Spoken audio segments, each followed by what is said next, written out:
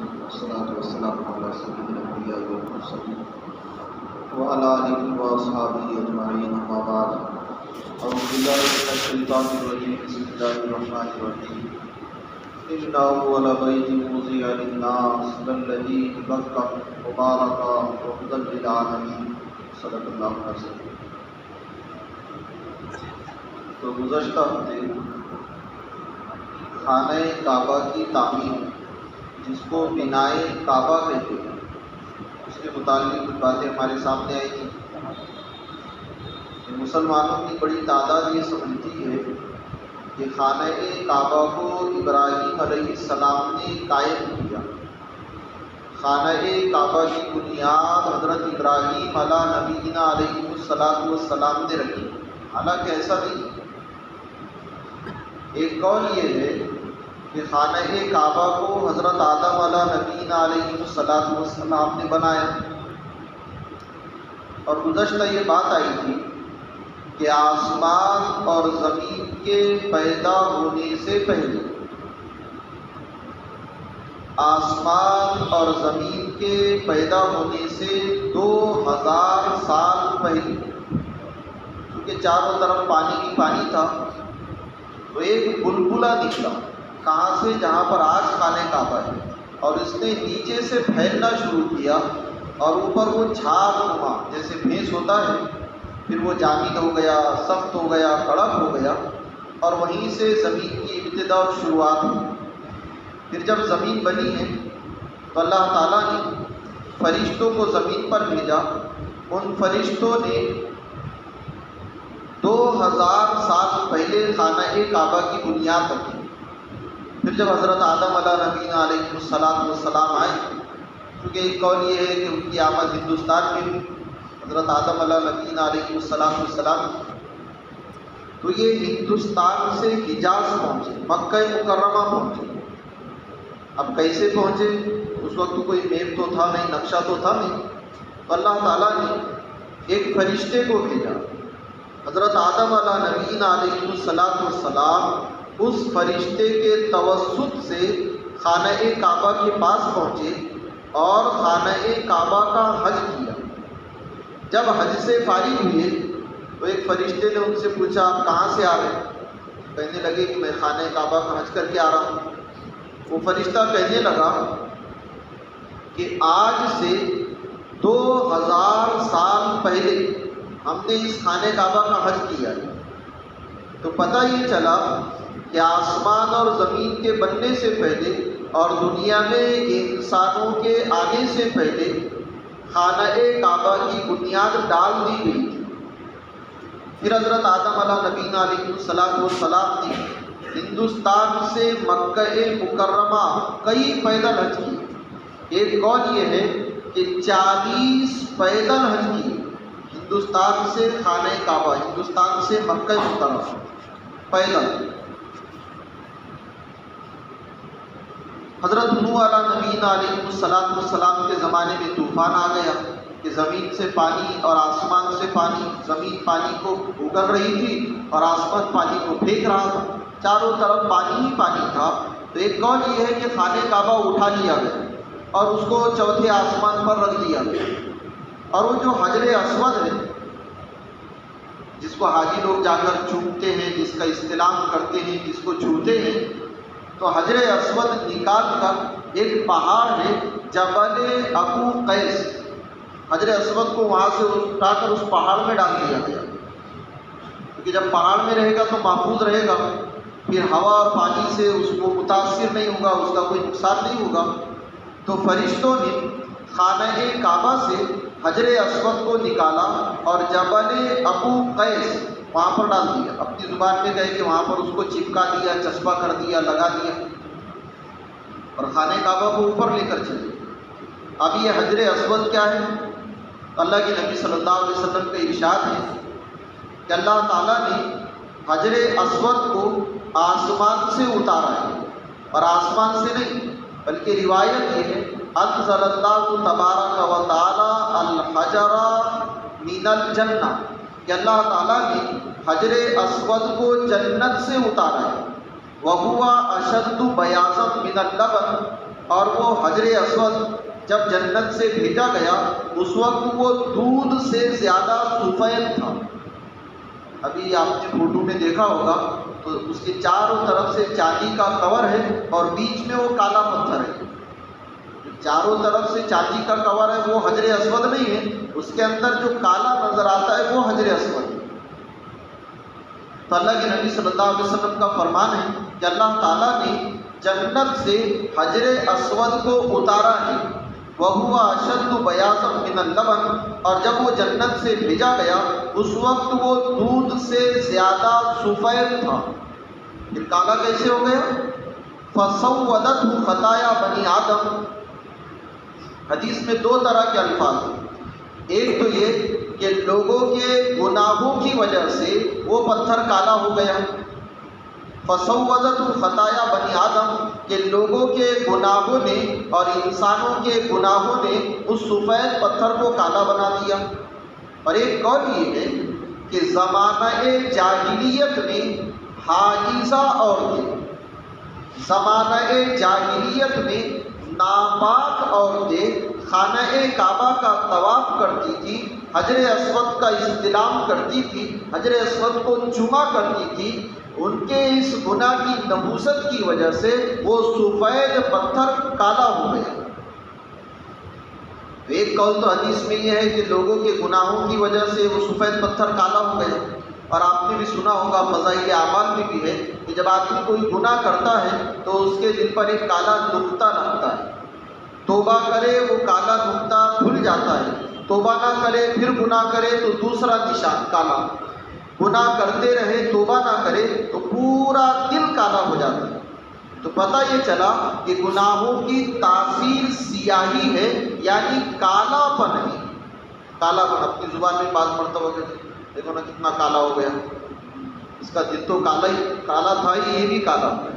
بعض مرتبہ لوگ کہتے ہیں بھائی دیکھو یہ کالے دل والا آدمی۔ تو پتہ یہ چلا کہ گناہوں کی تاثیر اور گناہوں کا اثر سیاہی یعنی کالا پن ہے۔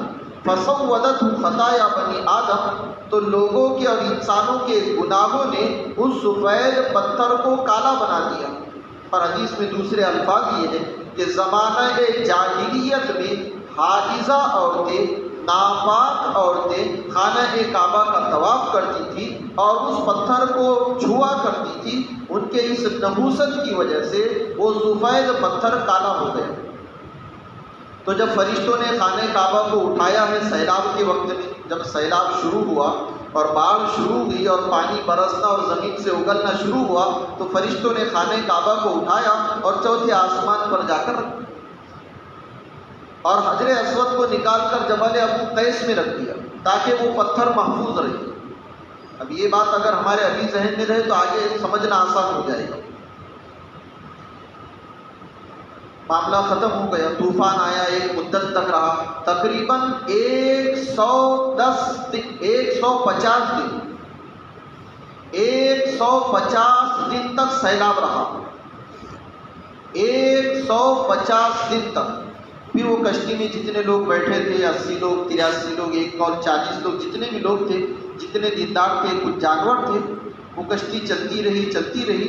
پھر اس کے بعد میں 40 دن تک وہ کشتی خانہ کعبہ کا چکر لگاتی ہے، 40 دن تک۔ اس کے بعد ایک پہاڑ ہے جودی پہاڑ، وہاں پر جا کر وہ کشتی ٹھہری ہے اور پھر اس نے عراق کا رخ دیا ہے۔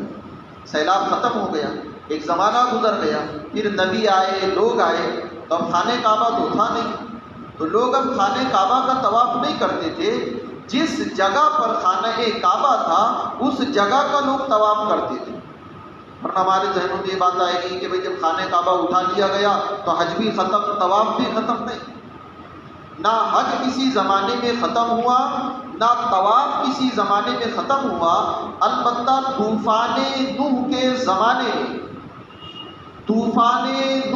زمانے میں جب خانہ کعبہ کو اٹھایا گیا اور چوتھے آسمان پر رکھا گیا تو انبیاء نے اور دیندار لوگوں نے خانہ کعبہ کا طواف نہیں کیا، خانہ کعبہ کا حج نہیں کیا، بلکہ جس جگہ پر خانہ کعبہ تھا اس جگہ کا طواف کرتے تھے۔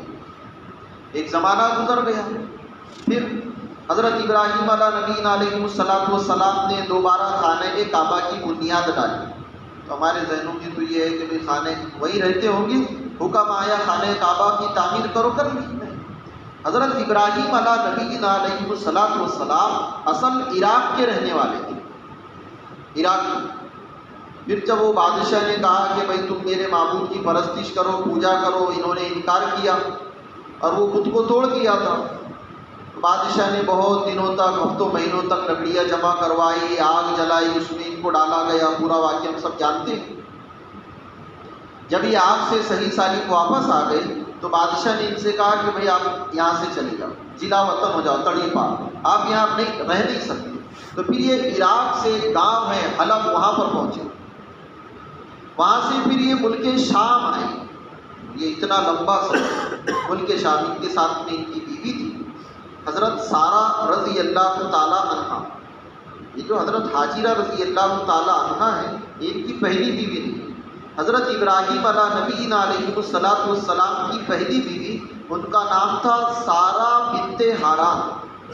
ایک روایت میں یہ ہے کہ ان کے سگے چچا کی بیٹی تھی.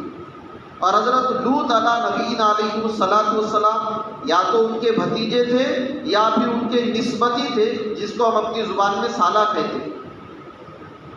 تو یہ عراق سے حلب پہنچے، وہاں سے ملک شام پہنچے، وہاں سے پھر مصر پہنچے. اور مصر میں جب یہ داخل ہوئے ہیں اس بادشاہ کے علاقے میں، تو بادشاہ کا نام تھا سنان ابن علوان. اور واقعی میں فرعون ہی تھا، وہ فرعون ہی تھا. تو سنان ابن علوان یہ بہت زیادہ فاسق اور فاجر اور خواہشات کا پجاری تھا. اس کو اگر خبر لگتی کہ میرے گاؤں میں، میرے محلے میں، میرے علاقے میں یا میرے حکومت میں کوئی خوبصورت عورت آئی ہے تو یہ اس کو طلب کرتا اور اس کے ساتھ میں بدکاری کرتا. حضرت سارہ بنت ہاران رضی اللہ تعالی عنہا، جو حضرت ابراہیم علیہ نبی علیہ السلام کی زوجہ ہے، بیوی ہے. بادشاہ کو پتہ چلا کہ ایک بہت خوبصورت عورت ہمارے علاقے میں، ہماری حکومت میں آئی ہے، تو اس نے طلب کی. اس بادشاہ کا اصول یہ تھا کہ اگر عورت کے ساتھ شوہر ہوتا تو اس کو قتل کر دیتا، اور اگر معلوم ہوتا کہ عورت کے ساتھ اس کا بھائی ہے، باپ ہے، بیٹا ہے، تو ان کو چھوڑ دیتا اور اس کے ساتھ میں بدکاری کرتا. اب حضرت ابراہیم علیہ نبی علیہ السلام تو شوہر ہے. انہوں نے سوچا کہ اگر اس کو پتہ چلے گا کہ میں اس کا شوہر ہوں تو مجھے قتل کر دے گا. حضرت ابراہیم علیہ نبی علیہ السلام نے اپنی بیوی سے کہا کہ دیکھ، تو میرے چچا کی بیٹی ہے، شادی سے پہلے تو میری بہن ہی تھی، اس لیے بادشاہ اگر پوچھے کہ کون ہے تو کہنا میرا بھائی ہے، اور جھوٹ بھی نہیں. چنانچہ جب بادشاہ کے پاس وہ لوگ لے کر گئے، بادشاہ کے نوکر اور خادم، تو بادشاہ نے جب دیکھ کر بدکاری کا ارادہ کیا اور قریب پہنچا ہے، روایتوں میں آتا ہے کہ کشی کھا کر گر گئے. اس کے ہاتھ پیر بالکل مفلوج ہو گیا، اپاہج ہو گیا. نہ ہاتھ اٹھتے تھے، نہ پیروں سے آگے بڑھ سکتا تھا، نہ دل و دماغ اس کا صحیح تھا. بادشاہ نے حضرت سارہ بنت ہاران رضی اللہ تعالیٰ عنہ سے کہا کہ آپ اللہ سے دعا کرو کہ اللہ تعالیٰ مجھے میری پہلی حالت پر لوٹا دے. انہوں نے دعا کی، وہ دوبارہ اپنی پہلی حالت پر آ گئے. لیکن دل میں کمینہ پن تھا، خواہشات کا پجاری تھا. دوبارہ زنا کا ارادہ کیا، ہاتھ بڑھانا ہی تھا کہ ہاتھ شل ہو گئے، جس کو ہم اپنی زبان میں کہتے ہیں لکوا چلا گئے، مفلوج ہو گئے. جیسے ایک لولا آدمی ہوتا ہے، چل نہیں سکتا، پھر نہیں سکتا، بالکل مفلوج. دوبارہ کہا کہ آپ دعا کریں، اب میں ایسا نہیں کروں. انہوں نے دوبارہ دعا کی کہ اللہ تعالیٰ اس کو دوبارہ اپنی اصلی حالت پر لوٹا دے. پھر اس نے تیسری مرتبہ زنا کا ارادہ کیا، تیسری مرتبہ پھر مفلوج ہو گئے، ہاتھ پیروں نے کام کرنا بند کر دیے. تیسری مرتبہ پھر دعا کی درخواست کی. حضرت سارہ بنت ہاران رضی اللہ تعالیٰ عنہا نے تیسری مرتبہ پھر دعا کی. اچھا ہو، پھر سمجھ گیا کہ نہیں، اب ان کو چھونا تو دور کی بات ہے، ان کے بارے میں برا سوچنا بھی برا ہے. اس کی ایک بیٹی تھی، اس کی بیٹی کا نام حاجرہ تھا. لوگ یہ سمجھتے کہ حضرت حاجرہ نوکرانی تھی. وہ بادشاہ کی نوکرانی نہیں تھی، وہ بادشاہ کی بیٹی تھی.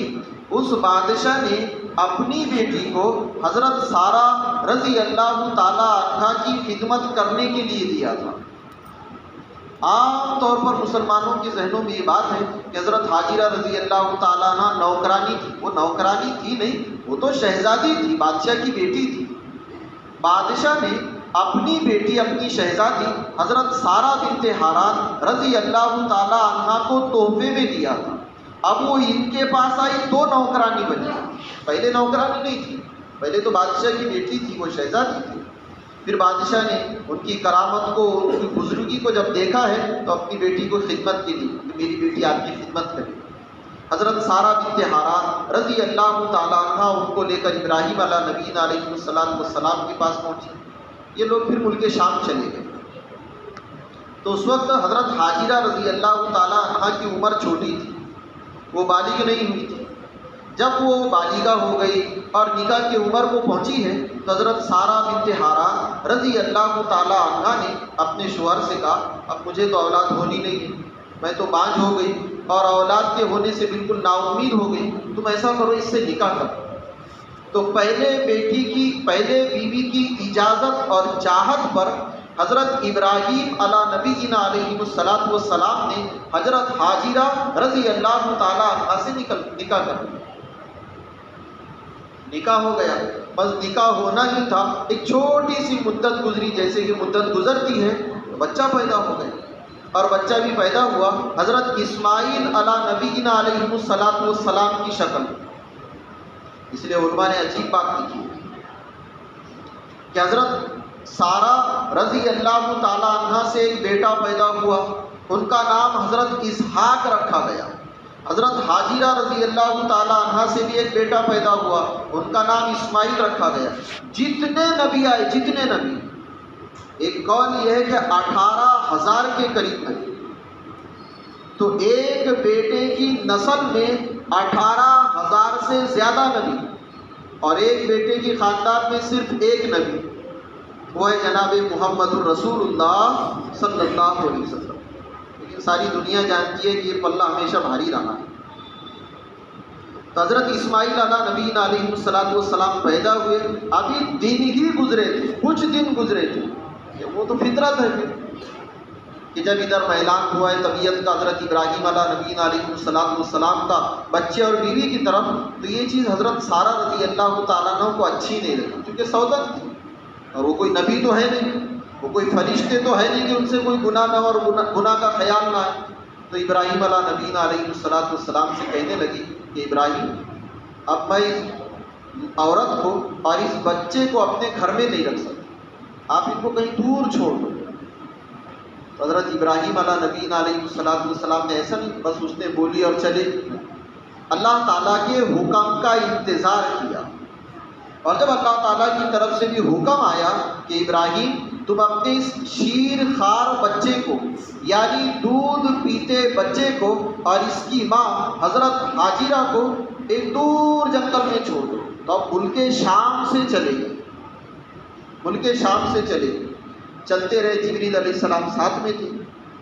حضرت ابراہیم علیہ نبی علیہ السلام بار بار پوچھتے یہاں پر ٹھہرنا نہیں، بولے یہاں نہیں، آگے چلو آگے چلو آگے چلو.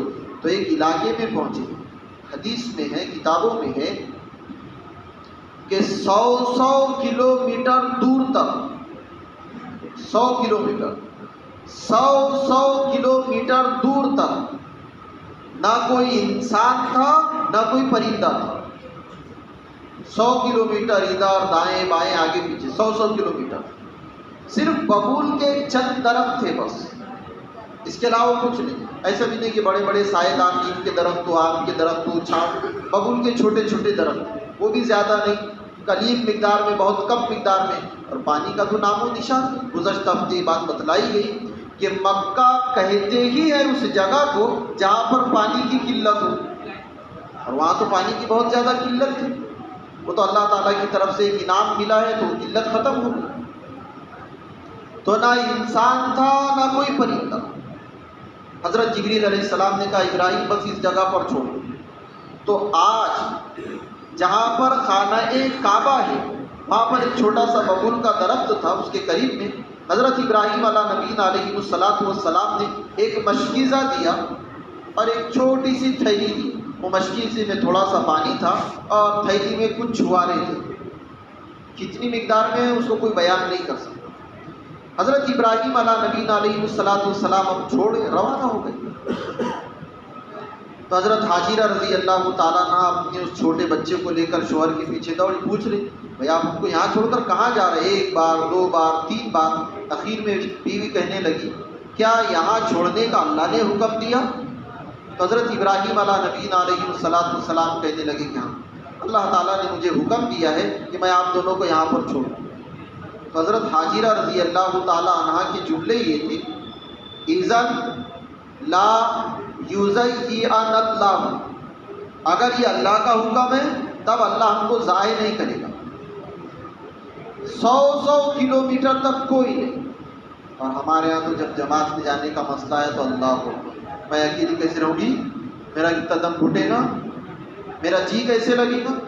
100 کلومیٹر چاروں طرف کوئی نہیں، اور کھانے پینے کا کوئی انتظام نہیں۔ لیکن علماء نے ایک عجیب بات لکھی ہے، جب کھجور ختم ہو گئے، پانی ختم ہو گیا، تو حضرت حاجرہ رضی اللہ تعالیٰ عنہ پانی ڈھونڈ رہی تھی، لیکن اس بات کا یقین تھا کہ اللہ پانی کا انتظام کرے گا۔ کتابوں میں یہاں تک لکھا ہے کہ پرندے اڑتے نظر نہیں آتے تھے، کیونکہ پرندے وہاں پر اڑتے ہیں جہاں پانی ہوتا ہے۔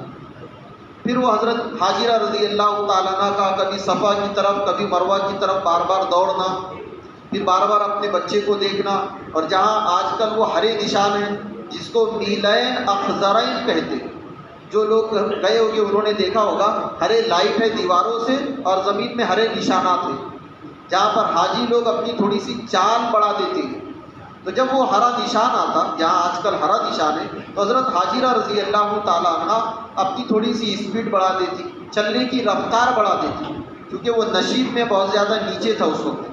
پھر جب اونچائی پر چڑھتی تو بچہ نظر آتا، تو پھر اپنی رفتار کو کم کر دیتی، جیسے چل رہی تھی ویسے چلتی۔ پھر کبھی صفا کبھی مروہ، جب آخری چکر تھا تو اب دل میں خیال آیا کہ بھائی اب تو شاید ایسا نہ ہو کہ میرے بچے کا دم نکل گیا ہوگا، اور پھر مجھے ہی اپنے ہاتھوں سے گلا گھونٹ کر اپنے بچے کو دفن کرنا پڑے گا۔ جب واپس لوٹی ہے 7ویں مرتبہ مایوسی کی حالت، تو اب حضرت جبریل علیہ السلام آئے، اور جہاں حضرت اسماعیل علیہ نبی علیہ السلام ایڑی رگڑ رہے تھے، وہاں سے پھر وہ زمزم کا چشمہ نکلا ہے۔ تو اب ارادہ خیال آیا ذہن میں کہ ایسا نہ ہو کہ پانی بہہ جائے، تو انہوں نے ایک منڈیر بنائی، جیسے ہم لوگ منڈیر بناتے ہیں گارا وغیرہ کلاتے ہیں، تو انہوں نے ایک منڈیر بنائی، اور پھر یہ سوچا کہ کبھی ایسا نہ ہو کہ زیادہ مقدار میں نکلے، تو انہوں نے یہ کہا تھا کہ بھائی رک جاؤ، اس کو عربی میں کہتے ہیں زمزم، تو وہ پانی رک گیا۔ اللہ کے نبی صلی اللہ علیہ وسلم فرماتے ہیں حضرت حاجرہ رضی اللہ تعالیٰ عنہ اس وقت اگر یہ نہ کہتی تو وہ پانی پوری دنیا میں پھیلتا تھا اور پوری دنیا کے انسان اس سے نفع اٹھاتے۔ اب وہاں سے پانی کا چشمہ نکلا ہے، تو زمزم میں صرف یہ نہیں کہ مائیت ہے، صرف پانی ہے، علماء نے لکھا ہے کہ مائیت کے ساتھ غذائیت بھی ہے، کہ اس کو پینے سے پیاس بھی بجھتی ہے اور بھوک بھی مٹ جاتی ہے۔ یعنی زمزم اگر آدمی اچھی نیت سے پیے تو بھوک کا احساس نہیں ہوتا۔ اب وہیں پر انہوں نے قیام کیا، تو قبیلہ جرہم جو تجارت کے سلسلے میں وہاں تھوڑا دور سے گزرا کرتے تھے، انہوں نے ایک مرتبہ دیکھا تو آسمان میں ان کو پرندے نظر آئے، تو اپنے ساتھیوں سے کہا یہ تو ایک عجوبہ ہو گیا، ہم کئی سالوں سے یہاں سے گزرتے ہیں، شام سے مصر جاتے ہیں، مصر سے شام جاتے ہیں، لیکن کبھی ہم نے یہاں پر پرندوں کو نہیں دیکھا۔ ایک ساتھی کو بھیجا کہ جاؤ ذرا آپ تحقیق کرو۔ وہ ساتھی جہاں پر فضا میں اوپر آسمانوں میں پرندے اڑ رہے تھے وہاں جا کر دیکھا ہے تو ایک خاتون ہے اپنے گود میں بچے کو لیے ہوئے، اور قریب میں ایک پانی کا چشمہ ہے۔ اس نے جا کر اپنے ساتھیوں سے کہا، ہر ساتھی کی تمنا یہ تھی کہ میں بھی جا کر وہاں دیکھوں، جا کر دیکھوں۔ چنانچہ پورا قبیلہ پوری جماعت وہاں پر پہنچی ہے، اور انہوں نے حضرت حاجرہ رضی اللہ تعالیٰ عنہ سے جا کر اجازت مانگی، اگر آپ اجازت دے تو ہم یہاں پر قیام کریں۔ حضرت حاجرہ رضی اللہ تعالیٰ عنہ نے کہا کہ یہاں آپ کے رہنے میں کوئی حرج نہیں ہے، البتہ ڈر یہ ہے کہ کہیں آپ لوگ یہاں پر رہو گے تو کہیں ایسا نہ ہو کہ اس پر اپنا مالکانہ قبضہ جما لو اور اس کے مالک بن جاؤ۔ انہوں نے کہا نہیں ایسا نہیں کرے گا، चुनाचे वो लोग वहाँ पर रहे। फिर एक मुद्दत के बाद अपने घर गए, अपने बीवी बच्चों को, ख़ानदान को, सबको लेकर यहाँ पर आए और फिर मक्का मुकर्रमा यानी उस बस्ती की शुरुआत हुई। तो सबसे पहले मक्का मुकर्रमा की जो बुनियाद रखी गई वो हज़रत इब्राहीम अला नबीना अलैहिस्सलातु वस्सलाम की दूसरी बीवी यानी हज़रत हाजिरा रज़ी अल्लाह ताला अन्हा और उनके बेटे हज़रत इस्माइल अला नबीना अलैहिस्सलातु वस्सलाम। उसके बाद कबीले जुरहुम के लोग वहाँ पर आए, ये लोग यहाँ पर रहे। हमारे जहनों में ये बात है कि इब्राहीम अला नबीना अलैहिस्सलातु वस्सलाम ने उनको वहाँ पर छोड़ दिया और चले गए, फिर बोले कभी जाकर भी नहीं देखा। नबी से ऐसा काम नहीं होता। उलमा ने लिखा है हर महीने हज़रत इब्राहीम अला नबीना अलैहिस्सलातु वस्सलाम बुराक पर बैठकर मुल्क शाम से मक्का मुकर्रमा आते। एक कौल ये कि 3 दिन वहाँ पर क़याम करते, फिर दोबारा चले जाते। हर महीने में कम से कम 3 दिन, और बुराक के ज़रिए से आते हैं, कोई मसला ही नहीं था। एक मरतबा आए हैं हज़रत इब्राहीम अला नबीना अलैहिस्सलातु वस्सलाम, तो हज़रत इस्माइल अला नबीना अलैहिस्सलातु वस्सलाम अपने तीर को दुरुस्त कर रहे थे, तरकश को, कमान को संवार रहे थे, बराबर कर रहे थे। फिर वो जो पूरा वाक़िया है कि बाप ने कहा कि बेटा मैंने एक ख्वाब देखा कि मैं तुझको ज़बह कर रहा हूँ। बेटे ने कहा अब्बा आपने जो ख्वाब देखे आप उसको कर लें, सतजिदुनी इंशाअल्लाह मिनस साबिरीन, आप तो मुझको सब्र करने वाला पाएंगे। और बीवी से कहा कि आप ज़रा मुझे एक रस्सी दे दो, एक छुरी दे दो, अब जंगल जाकर लकड़ियाँ ला दो। फिर वो पूरा वाक़या जो आपने सुना है मौका रहा तो आइंदा समझेंगे, क्योंकि अभी टाइम भी कम है। और दूसरा, खाने काबा की बुनियाद कैसे हुई। पहली मरतबा फरिश्तों ने, दूसरी मरतबा आदम अला नबीना अलैहिस्सलातु वस्सलाम ने, तीसरी मरतबा इन 2 बाप बेटों ने, चौथी मरतबा कबीला जुरहुम ने, 5वीं मरतबा कौम अमालका ने, छठी मरतबा कुरैश ने। फिर इसके बाद आज तक खाने काबा की तामीर हुई। अल्लाह ताला हम तमाम को सही समझने से कोई सुन्नतें पढ़ें। और आइंदा हफ्ते से 1 बजे से इंशाअल्लाह बात होगी 1:30 बजे। आइंदा